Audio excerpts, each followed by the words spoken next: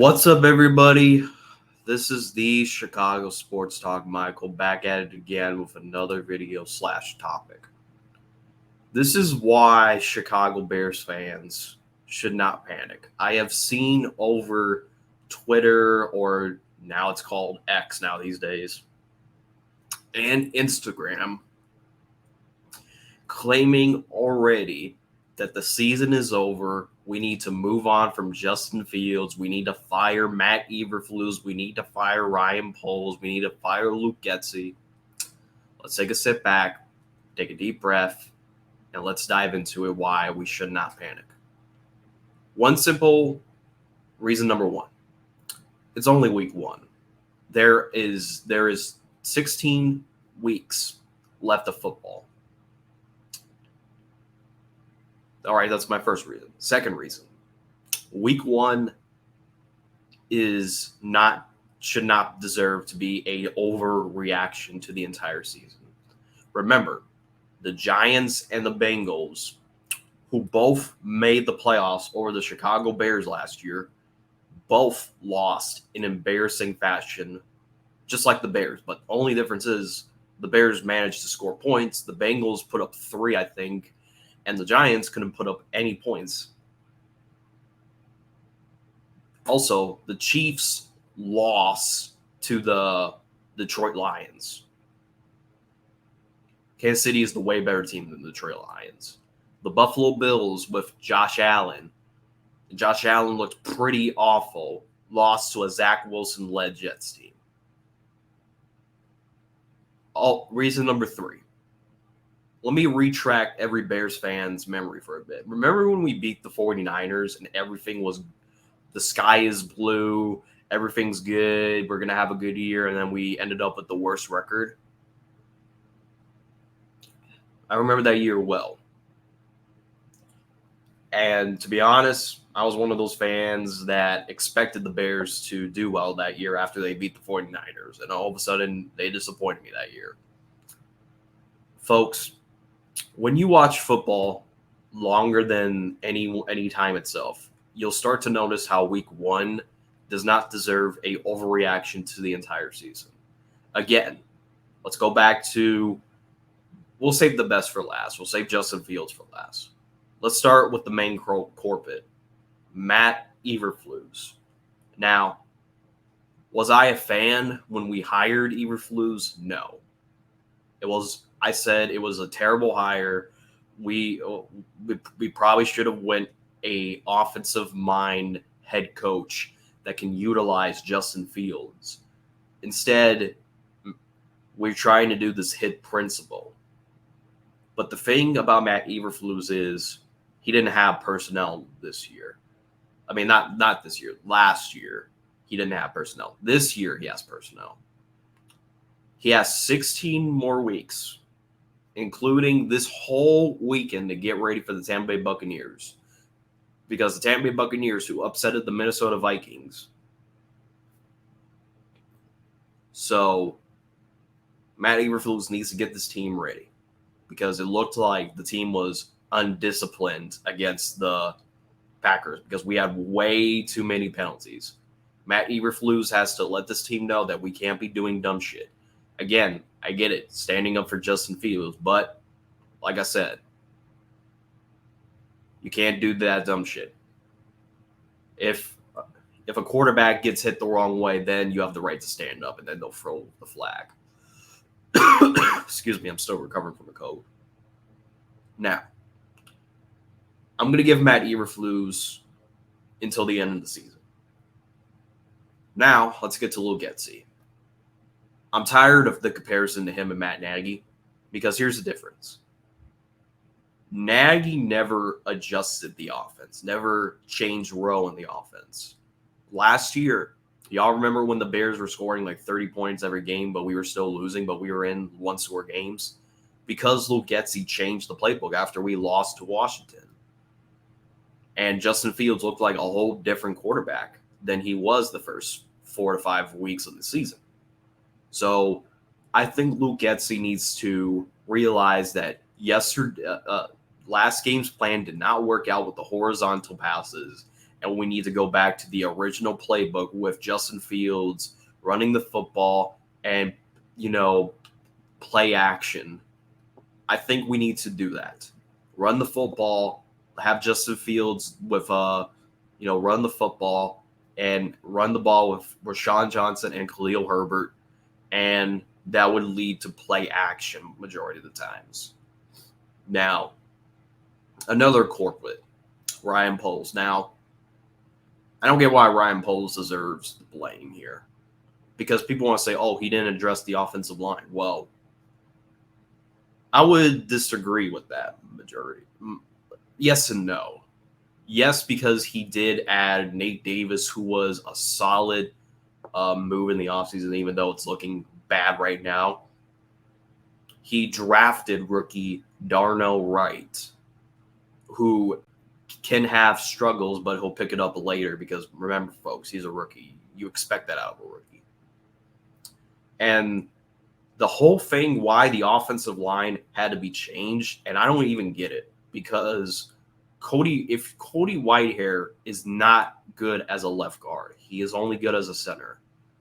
But for whatever the reason, the coaching staff put Cody Whitehair as a guard and put Lucas Patricks as the center, which Lucas Patricks has been a failure signing by Ryan Poles, because I'll agree, he's not. People want to say, oh, he's not worse than Sam Mustipher. Well, to be honest, the backup offensive lineman that we have, even on practice squad, is better than Sam Mustipher. So we can't use, oh, he's better than Sam Mustipher excuse to put him at center.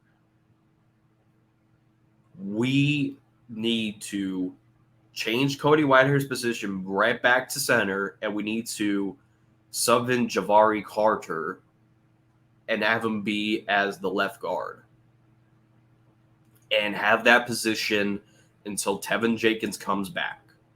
That is how I can put it. But something's telling me it's not going to be like that. It's going to be Lucas Patricks playing the center until Tevin Jenkins comes back, and he could switch, finally confidence of switching Cody Whitehair back. Now, the thing about Ryan Poles is people want to say he passed up on Jalen Carter, who had 9 pressures and the Bears defense had 6. The whole entire Bears defensive line, the pass rushers. Well, to be honest, it's kind of funny how the Bears are only team to talk about that passed on Jalen Carter. Like I told you, ever since we passed up on him, was I one of the guys that wanted Jalen Carter? Absolutely, but I understood it. But you're acting like we were the only team that passed up on him. Like, there were many other teams that passed up on Jalen Carter that were rebuilding teams. The Bears were technically a rebuilding team. And adding Jalen Carter with his illegal issues off the field would have hurt the team, because Jalen Carter fell in the right scenario where the Eagles are a Super Bowl contender. If he was on the Bears, if he flops on the Eagles are not going to lose sleep because they have veteran players. Like I said, Jalen Carter fell in the perfect situation. Was Darnell Wright the splashy draft pick? No, but he was the right move to make, because I rather have a blindside protection than just a generational talent stopping the run. Now, the thing with people want to say that, we only hired Matt Eberflus because of the George McCaskey. First off, that's bullshit.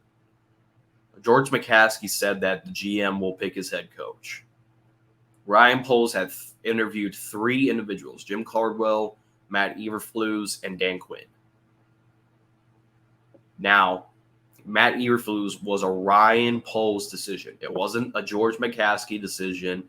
It had nothing to do with his relationship with the McCaskey family.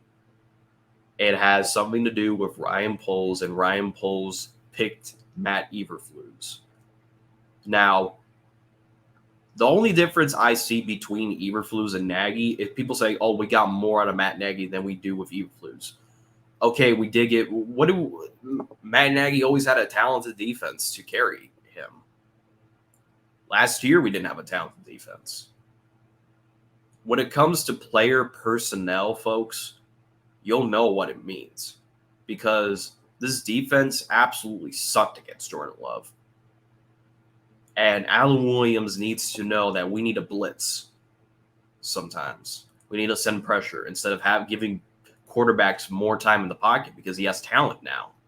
Last year, we didn't have no pass rush. You got two good pass rushers, Unique Ngakoue and DeMarcus Walker. Let them get to the quarterback. Their best strength is getting to the quarterback. Let them get to the quarterback, and that's fine. Now, I do want to get to Justin Fields. Now, I'm going to give Justin Fields the benefit of the doubt. He has until next Sunday against the Tampa Bay Buccaneers that we're playing. I'll talk more about it tomorrow. I don't know if I'm going to be going live or not. I'm still recovering from a bad cold. He has until next Sunday to get shit together. Because remember, folks, this whole season, if Justin Fields does not improve, he's not the Bears quarterback next year. I know that's probably a hard pill to swallow for some real optimism Bears fans, but that's how the way it has to be, bro. Justin Fields has weapons. I know the offensive line is not perfect at the moment, but like I said, and the play calling is not there too. Justin Fields needs to be a good leader, and a good leader always tells people what they did wrong. And the thing that I had a problem with Trubisky and the thing with Trey Lance is they were always yes man at the end of the day. Instead of going to their play caller and saying, this isn't working, we need to make an adjustment. Justin Fields needs to sit down with Luke Getsy and say that this isn't working. We need to do what we did last year. And because it worked last year, you saw how the Bears offense put together points. We're not going to do any more horizontal shit. I'll tell you that much. And plus, DJ Moore and also Justin Fields needs to tell Luke Getsy that we need to target DJ Moore more on this offense. DJ Moore only got 3 targets, and he had like 3 catches, I think. We can't do that, folks. DJ Moore needs to be involved in next week's game. No ifs, ands, or buts about it. Otherwise, this coaching staff they probably just need to change play callers at this point because at Luke Getsy, giving him the benefit of the doubt because, like I said, we have 17 more weeks, folks. We need to forget about week 1. Like I said, I know it hurts. Trust me. I was hurt a little bit. It felt like a goddamn funeral yesterday.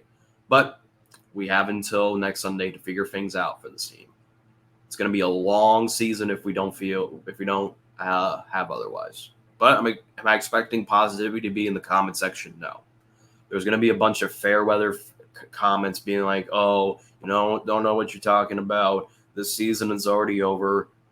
Like, if you're saying that, just don't be a Bears fan. Like, God. When the team starts winning, y'all will be back on the fucking high train like you never fucking left. And I'm just speaking logical facts. I'm saying if Fields is the guy, and I'm not putting Fields on like an elite pedestal. I'm saying he can be above average this year. Like I said, bro, I think it's unfair to judge this team because of a bad week 1 performance when we all know majority of the good teams that were expected to do good had bad week 1 performances. Mahomes didn't look too good against the Lions. Daniel Jones looked like pure dog shit against the Dallas Cowboys. Joe Burrow looked like pure dog shit against the Bengals. Justin Fields looked absolutely horrible against the Packers. There's a chance he could turn it around. Like I said, it's only week 1.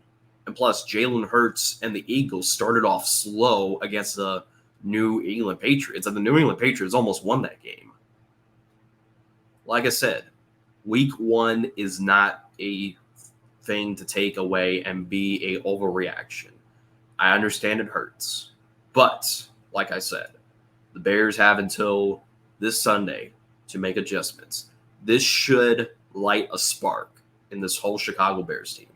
They need to take what happened on Sunday, very personal, and take it out on the Tampa Bay Buccaneers. Now, anyways, that's it. That's all. Subscribe to this channel if you are new. As always, thanks for watching, and bear down.